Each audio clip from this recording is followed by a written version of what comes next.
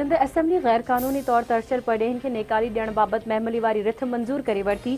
रिथ जे मतन मूजिब गैर कानूनी तौर तरसियल पढ़ेन के सिंध मां नेकाली ॾिनी वञे। रिथ ते बहस दौरान पीपी मेंबर आगा सिराज दुरानी ऐं MQM मेंबर एजाजुल हक अटकी पिया। आगा सिराज दुरानी चयो त असां कंहिं जे ख़िलाफ़ न आहियूं। जेके बि गैर कानूनी तौर सिंध में दाख़िल थियनि था उन्हनि खे वापसि मोकिलणु घुर्जे। ॿियनि मुल्कनि मां सरहदूं पार करे ईंदड़ समूरा धारिया सिधो सिंध पहुची वञनि था। उर्दू ॻाल्हाईंदड़ असांजा भाइर आहिनि ऐं उहे बि सिंधी आहिनि। कराची ऐं सिंध अलॻि न आहिनि। कराची सिंध जो हिसो आहे। अहिड़ियूं ॻाल्हियूं न कयूं वञनि। PP MPA मारुई राशिदी चयो त सिंध खे आलमी यतीम खानो बणायो वियो आहे। गैर कानूनी पढ़ेन खे सुञाण कार्ड केरु ठाहे ॾिए थो? मारुई राशिदी जी तक़रीर दौरान MQM मेंबर्स जो एहतजाज। सूबाई वज़ीर सईद गनी चवे थो मुल्क अंदरि दहशतगर्दीअ में बि गैर कानूनी तरसियल धारिया मुलवस आहिनि। असांजो मुतालबो आहे त सिंध में तरसियल समूरनि पढ़ेन खे वापसि मोकिलियो वञे। हीर सोहू चयो त सिंध अंदरि तरसियल गैर कानूनी पढ़ेन सबबि सिंध ते वॾो भार पवे थो।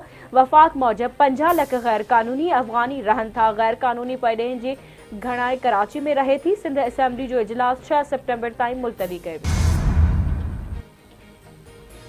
सूबाई वज़ीर मोहम्मद बख्श महर सामी पुरमाथिल में आवाज़ TV जे वफ़द ऐं साफ़िन जी मुलाक़ात।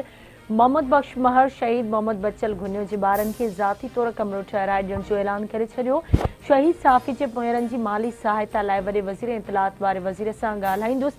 सूबाई वज़ीर मोहम्मद बख्श महर जी साफ़िन खे ख़त।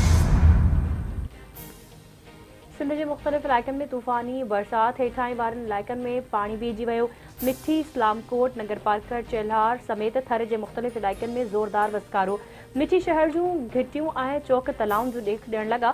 हैदराबाद नवाबशाह टंडो मोहम्मद ख़ान सांगड़ बदीन तलहार टंडोबागो शादीलार सिराणी कड़ियो घवर पिथोरो गुपचाणी मक़सूदो रिंद भिटशाह उडेरोलाल सन जरवा समेत ॿियनि शहरनि में बरसाति जो सिलसिलो जारी। कराची में सुभाणे गजगोड़ सां ज़ोरदार बरसाति जो इम्कान। बलोच नेशनल पार्टी मैंगल जी सरबराह अख्तर मैंगल क़ौमी असेंबली जी सीट तां इस्तीफ़ा जो ऐलान करे छॾियो। संदसि चवणु आहे त हू रियासत सदर ऐं वज़ीर आज़म ते बेतमादी जो ऐलान करे थो। पंहिंजे माण्हुनि लाइ कुझु न करे सघियो। सियासत खां बहितर आहे त पकोड़नि जो दुकान लॻाइजे। असांजे मुल्क में वसीलनि जी खोट नाहे। महांगाई जो बार आहिस्ते आहिस्ते घटिजी रहियो आहे। अगस्त में महांगाई जी शरह सिंगल डिजिट ते आई आहे। असांखे मईशत में तेज़ी ऐं वधीक असराइतो बणाइणो आहे। नाणे वारो खातो स्टेट बैंक ऐं लॻापियल खाता वाखाण जे लाइक़ आहिनि। राइट साइज़िंग ऐं डाउन साइज़िंग सां गॾु गर्दिशी कर्ज़ बि घटि करणो आहे। सफ़र ॾुखियो आहे पर नामुमकिन आहे। वज़ीर आज़म शहबाज शरीफ़ वफ़ाक़ी काबीना जे इजलास खे ख़िताब कयो। संदसि चवणु आहे त असांखे तेज़ी सां अॻिते वधणो आहे। ओगाणियुनि जी मद में बदुनवानीअ खे ख़तमु करणो आहे। ख़र्च घटाइण जी कोशिश खे तेज़ करणो आहे। IMF जो ही आख़िरी प्रोग्राम हुजणु घुर्जे।